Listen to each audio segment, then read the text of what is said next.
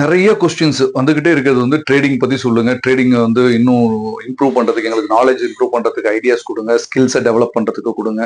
100% கொடுத்துட்டு இருக்கேன், இல்லைன்னே சொல்ல. என்னுடைய நிறைய நாலேஜஸ் நான் ஷேர் பண்ணது எல்லாமே பார்த்தீங்கன்னா இன்வெஸ்டர்ஸ்க்கு ஓரியன்டான நாலேஜ் தான். இந்த என்னோட கேரியர்ல 21 வருஷம் கேரியர்ல நிறைய பேர்த்தோட வெல்த்தை கிரியேட் பண்ணியிருக்கேன். அதனால இந்த ட்ரேடிங்க்கு இம்பார்ட்டன்ஸ் கொடுக்க மாட்டேன்.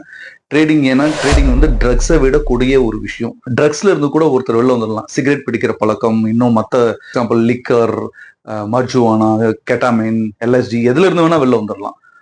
இதுக்கு நிறைய உதாரணங்கள் இருக்கு. ஆனா அந்த ட்ரேடிங்ல மட்டும் எப்போ உள்ள போவாங்க, எப்போ வெளியில வருவாங்க அப்படின்றது அந்த ட்ரேடிங்ல இருக்கவங்களுக்கே தெரியாது.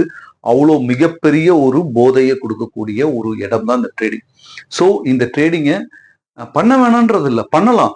முறையான பயிற்சி எந்த டைம்ல எடுத்துக்கணும், எந்த டைம்ல எடுத்துக்கூடாது, when to get enter, when we should not get enter அப்படின்றது தெரிஞ்சிருக்கணும். பை த சேம் டைம் இந்த இடத்துல என்ட்ரே ஆகக்கூடாது. இதெல்லாம் வந்து பாத்தீங்கன்னா இந்த ட்ரக்ஸ் யூஸ் பண்றவங்க கிட்ட இருக்கவே இருக்காது.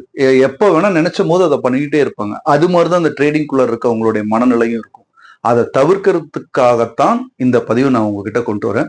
ஸோ ஜஸ்ட் திங்க், நீங்க வந்து ட்ரேடிங்கை பண்ணணும், ப்ரொஃபஷனா பண்ணணும்னா டேக் எ ப்ரொஃபஷனல் ஐடியாஸ், அவங்களோட ஐடியாலஜி எடுத்து அதை அப்ளை பண்ணுங்க. கண்டிப்பா உங்களால சக்சஸ் பண்ண முடியும்.